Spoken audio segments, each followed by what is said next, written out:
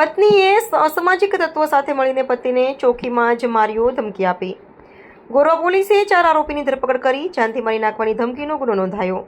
Gorwa police સ્ટેશનની હદમાં પતિ પત્નીના ઝઘડાએ ગંભીર સ્વરૂપ ધારણ કર્યું છે. ફરિયાદી પાર્થ અશોકભાઈ રોહિતને તેમની પત્ની ઉર્વશીએ અસામાજિક તત્વો સાથે મળી ઇલોરા પાર્ક ચોકી ખાતે 2-3 થપ્પડ મારી હતી અને જાનથી મારી નાખવાની ધમકી આપી હતી. પાર્થ રોહિત પત્ની ઉર્વશીની અરજી અંગે નિવેદન લખાવવા ઇલોરા પાર્ક ચોકી ગયા હતા. ત્યાં ઉર્વશી અને 3 અસામાજિક તત્વો સાથે પહોંચી હતી અને પતિને માર માર્યો હતો. આરોપીઓએ ધમકી આપી કે ઉર્વશીને પૈસા પરત આપી દેજે, નહીં તો છોડીશ નહીં અને ગોરવામાં રહેવું ભારે પડશે તેમ કહી જાનથી મારી નાખવાની ધમકી આપી હતી. ગોરવા પોલીસે ઉર્વશીના વિજય ઉર્ફે મનીષ રાઠોડ, આશિફ શેખ અને શબ્બીર વાઘેલા વિરુદ્ધ ગુનો નોંધી ચારેયની અટક કરી કાયદેસરની કાર્યવાહી હાથ ધરી છે. અગાઉ ઉર્વશીએ પતિ અને સાસરિયા વિરુદ્ધ શારીરિક માનસિક ત્રાસની ફરિયાદ કરી હતી, જેનો કેસ કોર્ટમાં ચાલુ છે.